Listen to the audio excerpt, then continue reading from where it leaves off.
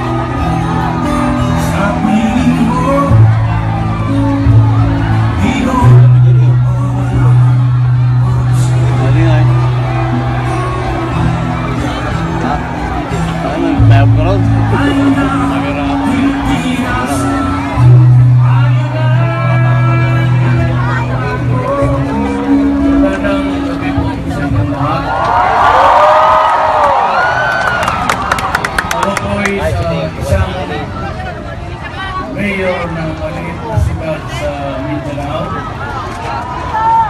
At hanggang ngayon po'y tinatanong ko ang sarili ko bakit umabot ako dito. Nakakampanya para sa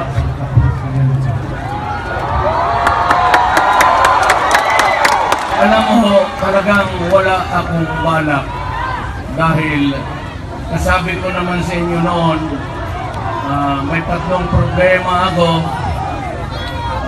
Wala akong pera, matanda na po ako, at yung sabi kong problema ko sa pamilya ko, ang asawa ko po, ang first wife, may cancer third stage. Nagkita kami, pumunta ako sa ospital minsan, matapos sa inoperahan. Sabi niya na, huwag ka na lang tumakbo, either pagka-mayor o presidente, hindi ka talaga manalo. Sabi niya, wala kang pera.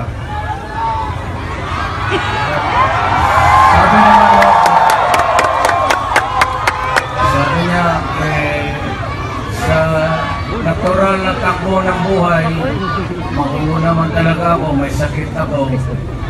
At huwag ka na lang, mag-retire ka na, matanda ka na rin. Sabi niya, kung takbo ka ng busy ka na naman, ang mga bata, walang mapuntahan kung wala na ako sa buhay na ito. Pumayag po ako kasi asawa. Pagnawa naman ako sa asawa ko. Kaso lang po, ewan ko kung bakit, pero ito po yung rason. Alam mo, tayo, pumunta ang Espanyol dito, uninvaded us, at ginawa tayong alipin sa sarili nating bayan. It was 400 years old. Tapos, dumating ang Amerikano, ganon rin, enjoy the fat of the land, at kinuha rin yung gusto nilang makuha dito at umalis. Ngayon ito ang nakapagtataka. Kasi ang mga minuno natin, nagharap-harap sila, harapan, tapos nagtatanungan. Itong bayan natin, magkaiba ang ating bunganga, ang salita. Magkapareho tayong mukha because we belong to the Malayaris, ang Pilipino talaga. Iba ang kostumbre natin, iba ang lahat, pagkain, tapos yung temperament, magkaiba ho sila. Ang Ilocano po, hindi makakaintindi ng Ilonggo. Ang Ilonggo naman, hindi makakapag-intindi ng Maranao. Ang mga Tausog naman, hindi pwedeng iharap ng Bicol. Kasi magkaiba-iba nga tayo. Pero nung umalis yung Amerikano, our father noon decided to meet. Magkapagkaisahan nila natatayo ng bayang Pilipino. That we will have one nation, kasali na ang Moro at pumirma ng isang dokumentong konstitusyon. Yung iba ho, pumirma ng blood nila, dugo. Okay ho yan, at may isang bandera tayo. At halikan ko ito sa inyo sa harap ninyo. Kasi tayo po'y magkakapatid. Ang sabi doon sa ating Constitution, there must be equality and there must be justice and brotherhood. Tinanggap po natin yan. Magkaiba ang salita, ang kostumbre lahat, and we accepted it because our fathers decided that we would have the nation. Maganda ho at takbo noon, far and in between the years hanggang ngayon. But yung lately, nagkaletse-letse po ang Pilipinas. At bakit? Pumasok po yung korupsyon. At marami na tayong problema sa Mindanao. Kasi ho, bago dumating si Magellan sa Leyte, bringing with him the cannons, makanyo nila, gunpowder, they broke down the crucifix of Christianity at yung flag ng Spain. One day ho, yung mga tatay natin, nagising na lang sila, mama natin, meron na mga puti dyan, papasyan, at may mga baril sila, the muskets. At yung po, nakakapatay, hindi ka na kailangan lumapit. Ang mga natives ho, ang mga minono natin noon, takot na takot.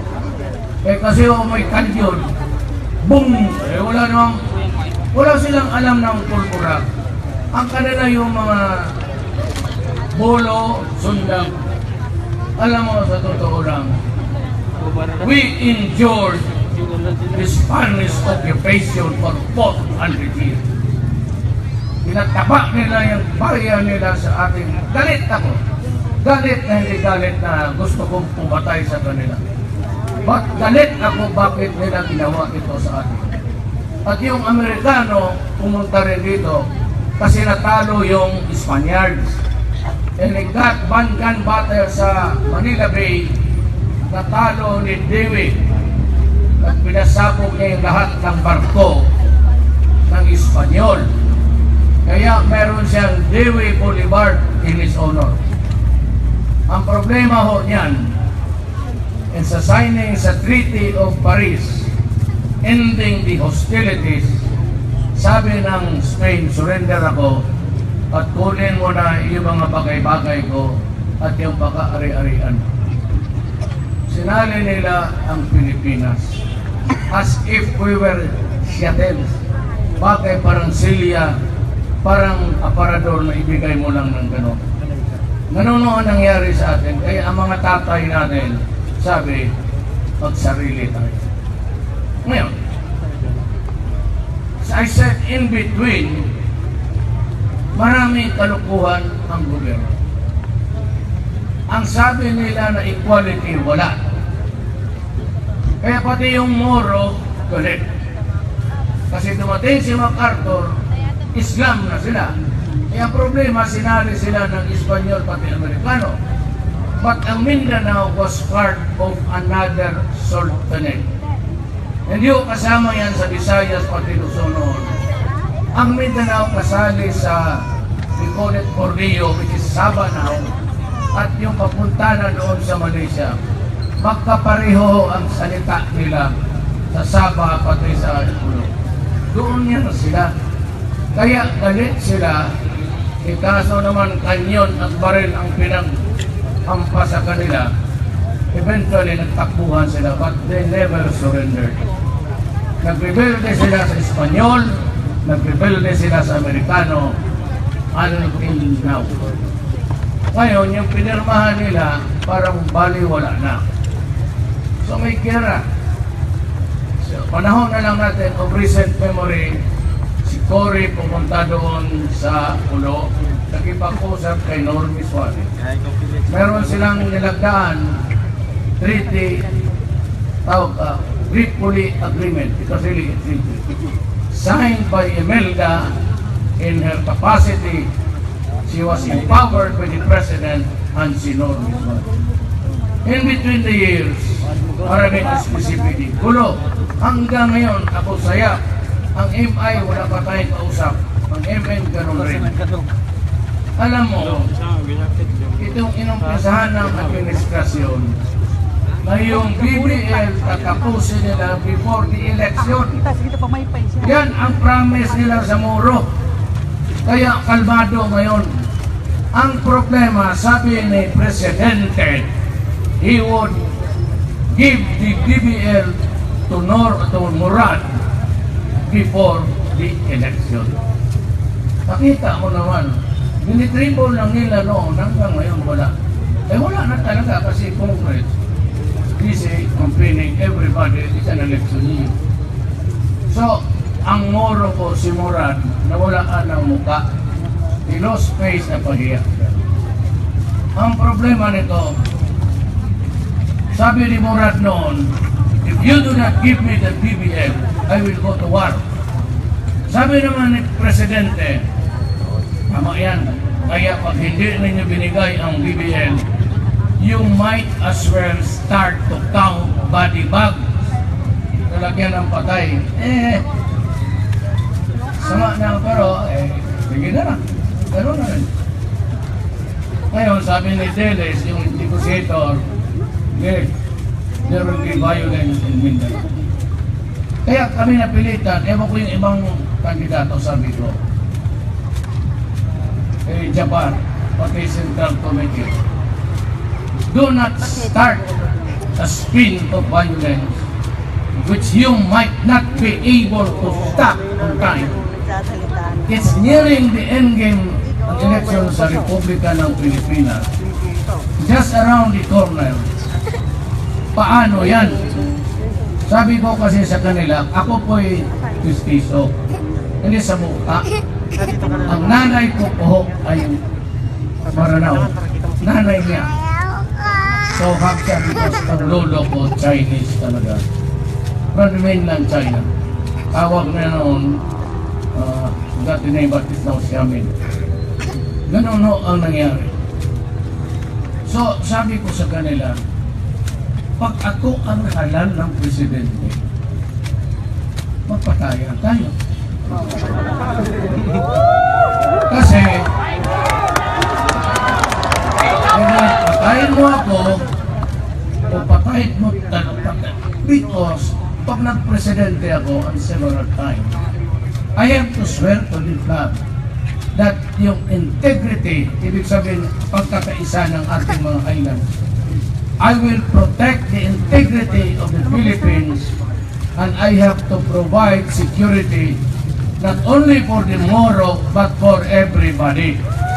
Yan sabi ko ang problema. Ngayon mag-away ba tayo? Sabi ko, hintayin na lang ninyo. Pinakiusapan ko kung maaari, I pleaded, sabi ko, hintayin na lang. Kung manalo ako, we will talk again. And we will go federal na lang. Para kung ano yung bigay ko doon sa mga Maranao, Maguindanao, Iranon, dito yan sila sa lupa ng Mindanao.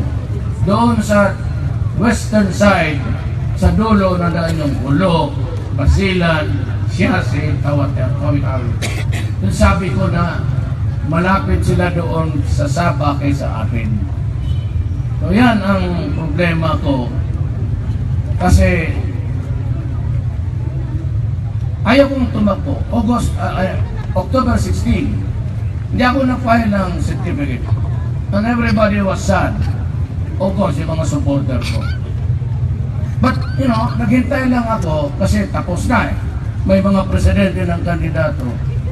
Wala akong narinig sa bunganga nila about Mindanao. Sabi ko, pagtandaan na yan. Pag hindi niya dyan, patayan niya. Patayan talaga yan. Sabi ko, pwede ba yung ganon? Bulahin mo ang isang... sabi ko, hindi pa dumating si Magellan, Islam na yan. Ayong over the period of generations after generations, napunta ng Mindanao. Kasi itong Amerikano, hinawakan talaga niya. Nilagyan niya mga sundalo, kaya ang muro na panahon. O sabi niya, nagnegosyo sila kasi magandang Mindanao. Walang bagyo, wala lahat. Anong itanim mo doon tutubo talaga? It could be planted with food to sustain our country. Alam mo, sabi ng Amerikano, kami ang mag-develop logging, mining. Walang muro sa Mindanao na magtrabaho sa kanila. Kasi nga sila, Kristiyanos ng Amerikanong lahat, Muslim naman sila. Ayaw nila yan.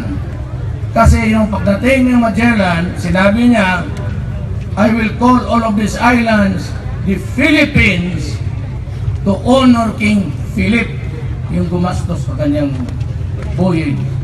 At sabi niya, yung lahat ng natibo dito, mga tatay natin, mga lolo, I will call all the Indios, Filipinos, who are the subject of a King Philip. Ang Muslim, kasi si King Philip, Kristiyanos, hindi talaga susurindiran. Ayaw nila. So ayaw nila magtrabaho. Ang ginawa ng mga Amerikano, ito ngayon, go to Mindanao because it is the land of promise. Nagpuntahan doon, pati tatay ko, mama is Mindanao. Pagdating namin doon, lahat ng mga lupa na malalaki, either went to the Spaniards, yung tawag nila insulares. Ang insulares na Espanyol, yun yung hindi na umuwi doon o pinanganak na dito sa Pilipinas. So sila yun, nabigay sa mga insulares at yung mga Amerikano, pati yung asawa ko, lolo ni Inday, Amerikano, nag-iwan pa dito ng nanunutok ng sheriff. Yun yan. Pilipino yan. Hindi naman galit yan, pero talagang Pilipino. Ayaw niya marinig yan, insultuhin niya Pilipino, awa yan. Ganon yan, mga anak ko. Ngayon, wala akong nakikita. Anong gagawin ko? Ang simbahan, katedral, 2 beses. Also, yung Easter Sunday at yung Biyernes Santo. Ang airport, how many died? 32. Ang Pantalan, ilang patay? 21. I am not attributing explosions to the Moro people, but because that would be unfair. Ang sinasabi ko lang, we have to have a solution. Kung itong dalawa wala, delikado kami kasi ang battleground, ang Mindanao, ang kapwa ninyong Pilipino. Ilang beses na yan, Zamboanga, Cagayan de Oro. Kaya kailangan ko ng tao who will solve. If you have a problem, guys, you have to make deals. Sino? Wala naman. Yan ang ko sa ipapasubo ninyo kami. Sabi ko sa Moro, huwag kayong magalit. Hindi naman tayo kasali sa Bibil. Hindi tayo pumirma ni period. Yung papel ginamit, wala tayong pakialam. Tapos magpatayad tayo dito. Kung bakit na lang, pumunta na lang tayo ng Manila, Dali niyo lahat ng bomba ninyo, paputokin natin yung malaki niyan, pati Congress. Wala. Hindi kami kinukonsulta. Basta gawa na ng batas dito. O ngayon, tapos na, patapos na sila. Out na sila. Yun lang. Walang ginawa kung hindi magbigay ng problema sa Pilipino. Ano ba naman yung putang ina ng kalukuhan? Ipapasuko ninyo kami. Remember na maraming tanggap Pangasinan doon. Tanungin niyo yung mga military nyo, sila Sid La Peña, galing yan doon. Si John Esperon, John David. Puro mga Ilocano yan, pangkanatok. Tanungin ninyo gaano kahirap doon kung walang peace tayo sa ating bansa. Hindi na lang, kakalat yan. Alam mo bakit? May bagong pumasok sa ulo, ISIS. Tama sa bansa lang, kabasilan. Patayan sila doon, silang patayan. ISIS ako. Yan natin delikado. Kaya kailangan natin pag-usapan natin ito. Kasi nobody's minding this stuff. Hindi lang yan. Ako naging mayor ng Davao City 1988. It is now 2016. Mayor pa rin ako ng Davao City. Tingin ko, anong ginagawa nitong mga gago na to? Walang programa. You know, ang number one problema natin ngayon sa Pilipinas, criminality pati drugs. Utang ang drugs na baba dito sa Pilipinas. Sa ibang lugar, umaakyat na noon, sa urban lang yan, sa downtown. Umaakyat na sa bukid, pati yung mga anak ng mga farmers, sinusubuan, tapos kung wala na mabayad, kunin yung karabaw, kunin yung kambing, kunin yung baboy, kunin lahat. Kaya sabi ko, pag ganito, sa syudad ko, wala yan. Pero nung mayor ako, sinabi ko talaga, kung todo na ako. Eh, sabihin ko sa inyong totoo. Sabi ko, yung kayong masasamang tao, kayong nagbibigay ng droga, pinapakain ninyo ang anak namin ng droga, kayong mga hold-upper, kidnappers, umalis na kayo. Kasi, pag ako ang naging mayor, at nandito ka pa, papatayin ko dito. Pero marami akong kaso. Gusto naman ni Dilima, yung Secretary of Justice for the Human Rights, ipakulong ako. Bakit? Ako ba? Pinatay ko? Pupunta pa naman ang Davao. Inimbestiga ako ang bank. Ang bank is silang lahat ng mga commissioner. Chairman. Ito si Dilima. Pag binoto ninyo ito, lahat ng kriminal happy. Kasi ang hinahabol niyan, kami sa gobyerno, yung mga sundalo, yung mga pulis, kita mo human rights kagad, di na nagtatanong. Kaya pumunta ang Davao, sabi niya, Mr. Duterte, ano yung salita yan? Hindi news TV. You were overheard one day.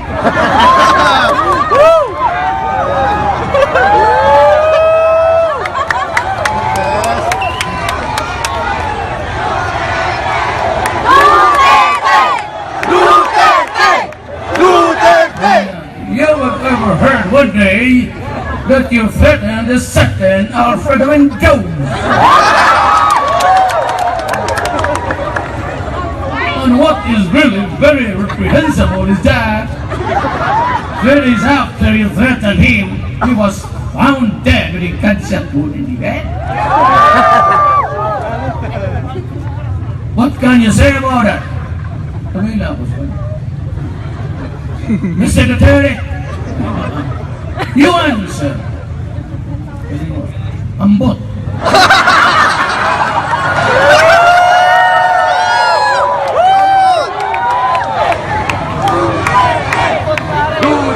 Noon pa yun. administrasyon na ito, ganito.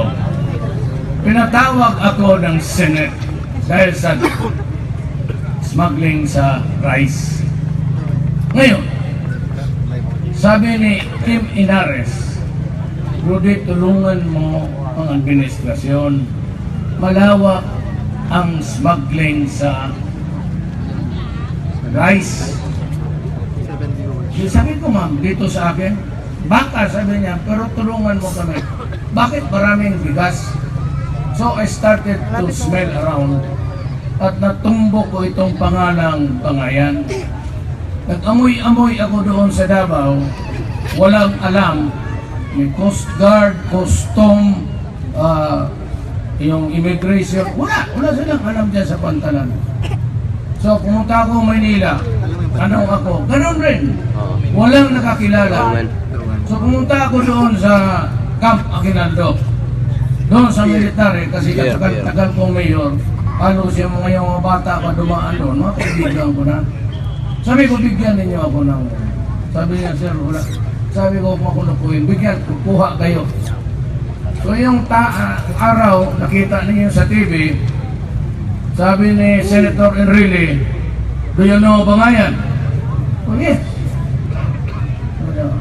Where is he? Can you identify him? Ito, dito siya. Yan, yung buang yung pagpapakain.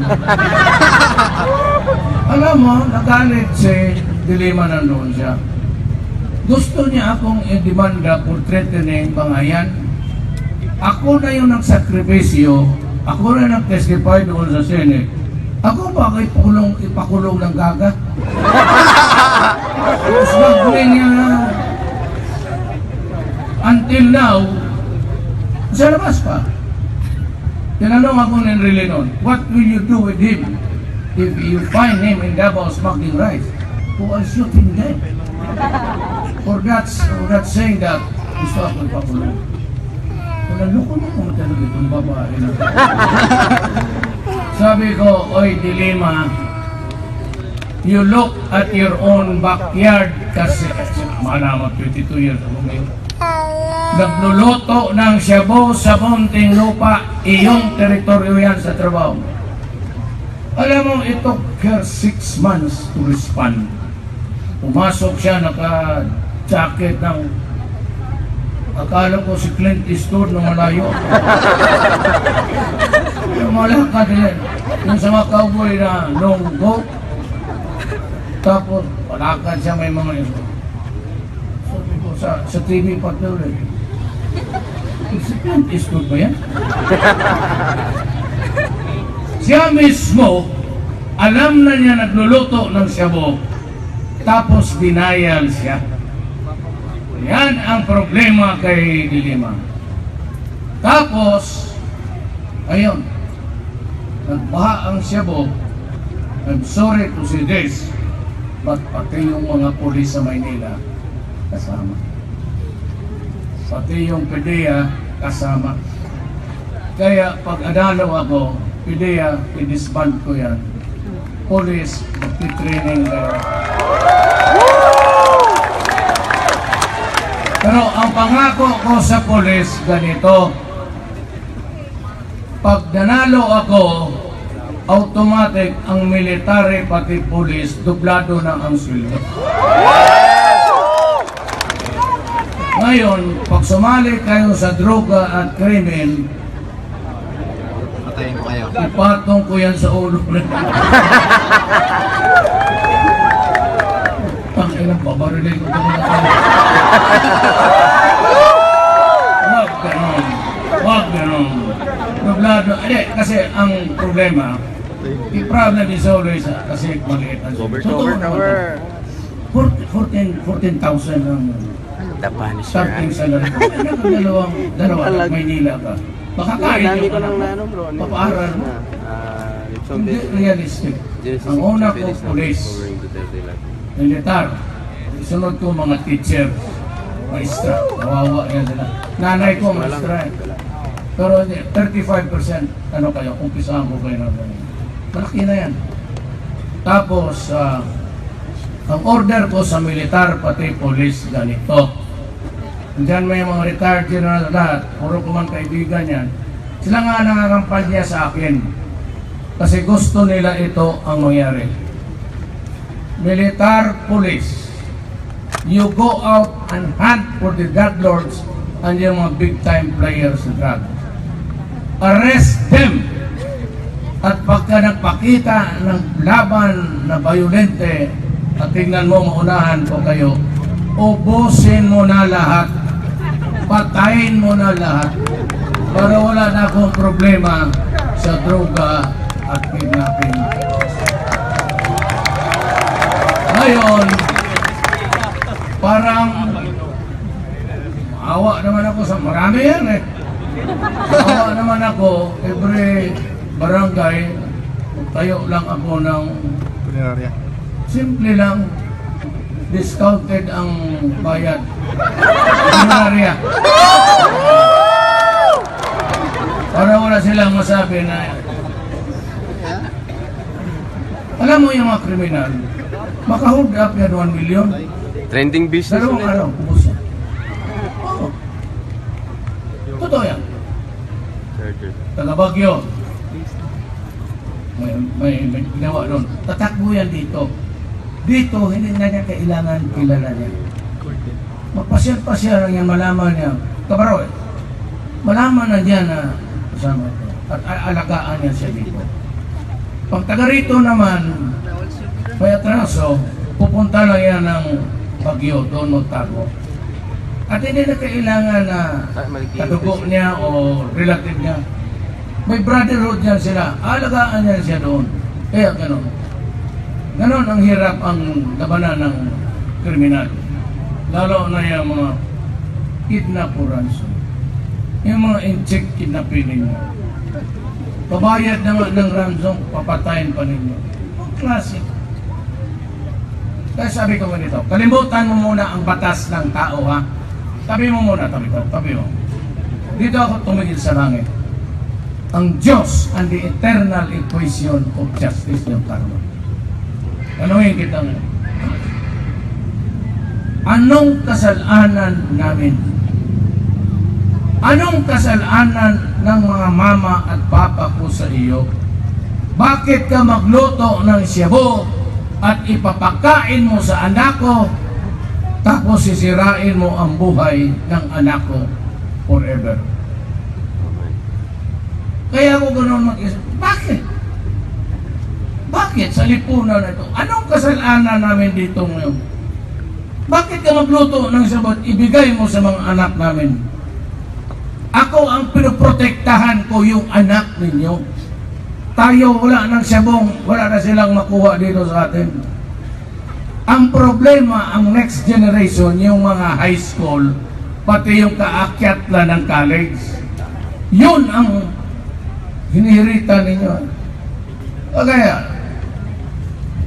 anong kasalanan ng tatay? Anong atraso ng nanay? Na kung high ka sa shabu, rapin mo yung bata at patayin mo pa. Sa Lucena, ganito ang salita ko. Would you believe it? May police naglapit, sir. Kanina may nangyari. Sa Lucena, San Pablo, sabi niya siya, may bata na rin pinatay, 4. Tapos nahuli daw ang 2. Nakasabi. Noon nire-rape ang mga babae talaga na malaki. Sa bata, alam mo sa Davao ganon rin. Bumuka yung tiyan, 18-year-old. At sinabi pa sa akong, tinanong ko, bakit mo naman ginawa yan? Sabi na, ganoon talaga ako ngayon. Minsan nga, kung wala akong ibang makita, yung kambing daw nila. Hulaan mo anong ginawa ko.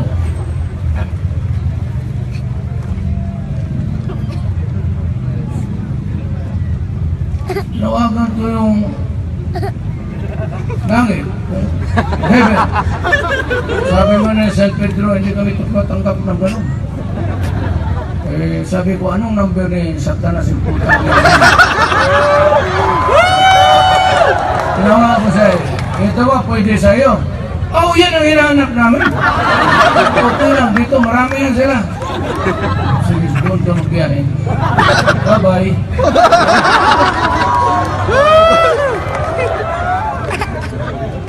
Alam mo, sa totoo lang, tayong law-abiding, God-fearing. Pero hindi tayo lahat pwedeng maging ganito lang mabait. May batas yan, huwag yan, kung ano-ano, hindi maganda yan. Ganon palagi? Wala. Hindi ko minumura yung taong Davao. Kung hindi ko pinagsisipay, sampal, pati bilabarin, walang mangyari sa syudad ko. Wala talaga. Wala ko niwala yan. Kaya pag sinabi ko, ang ina ka, papatayin kita. Bang, bang! Sino gustong sumunod? Ngayon, kung Pilipinas na, pasensya. Kaya sabi, alam mo din ba sinasabi ko? Experience ko, 22 years at 23 namin na Europe. Pag namatay ang, kasi ang tingin natin sa anak natin bata. Me, if I think about kung si Sarah yung naging mayor, mabalik ka naman pagka-mayor, bububog na naman ang tao, sigurado yan. You know, when I think of her, ang pumapasok ko sa akin, paliit na bata. Pati yan si Pulong, yung vice mayor ngayon, sabi nila na, nagdodroga, nagdodroga, sabi ko, patayin ninyo. Kung nahuli ninyo, pag mag-isip ako, I do not think of him as yung malaking tao, mas malaki pa sa amin. Kasi yung dulo niya, yung mga Amerikano na hindi umalis, yung nag-asawa ng mga Pilipina, ayun, kita mo, tiso yung buwang, mga anak ko. Yung gano'n. So, masakit masyado talaga sa namin. Even if, alam niya, nakita niya, kasamaan ng anak niya, siya mismo mag-eyewitness. Pag namatay ang anak niya, galit talaga sa akin. Yan ang naano ko. Hindi na ako maharap, tumatalikod. Kaya ako nag-warning, baka kapatid mo, asawa mo, sabihin mo na. Medyo delikado ang panahon ito kasi panahon na ni Duterte. Delikado. I will make it a dangerous life for all of the criminals. Parang ikanang marsyalo yan para sa kanila. Pwede ako mag-declare ng marsyalo. Pero kayong masasama, delikado na talaga ang panahon ninyo. Ang problema kung ako ang presidente, magsabi ako na umalis kayo dito sa Davao. Kung presidente ako, saan ko ituro? Umalis kayo dito sa... punta kayo sa Nagupan lang.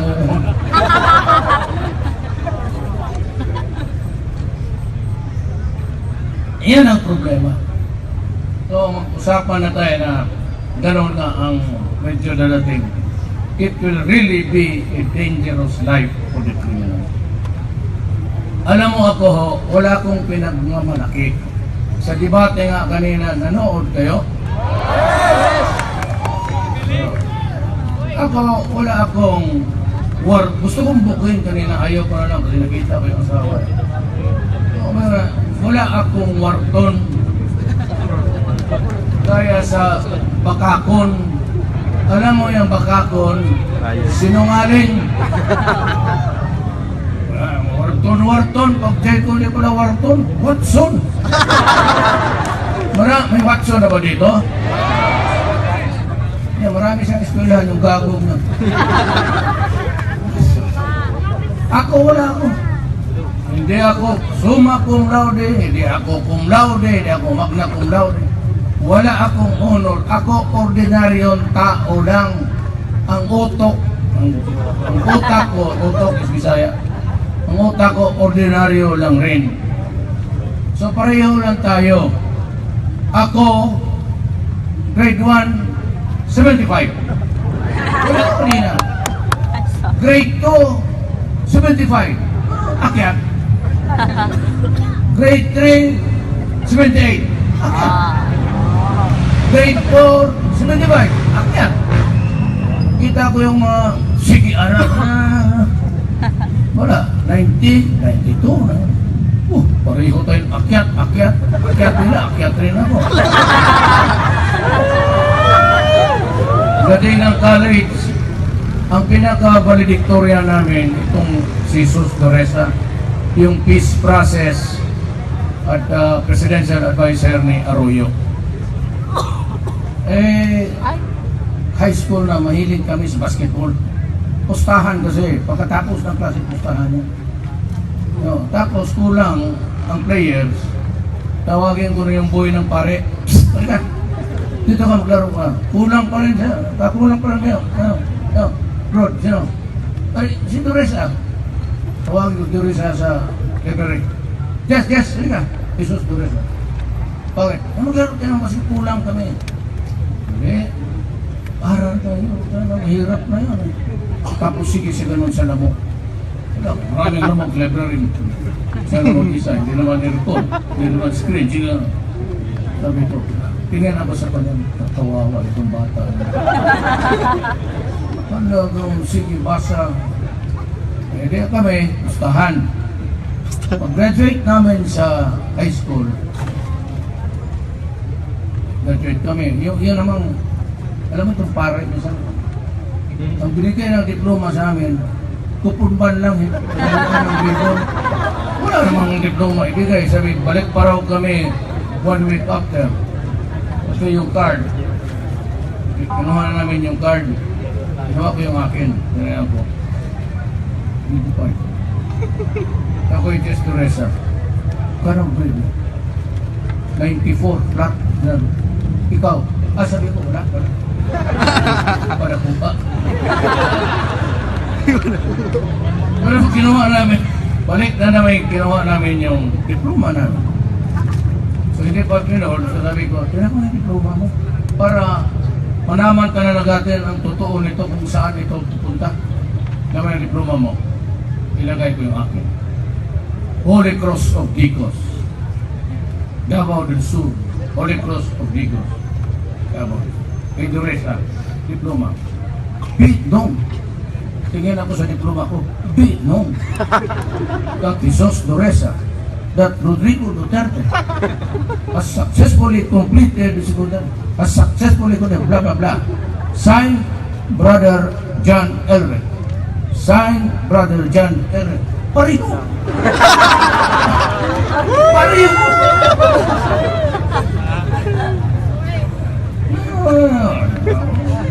Masyado. College of Law. Ayan. Dyan sa... Alam mo ko yung mga bride. Alam mo ko sino yung mga bride.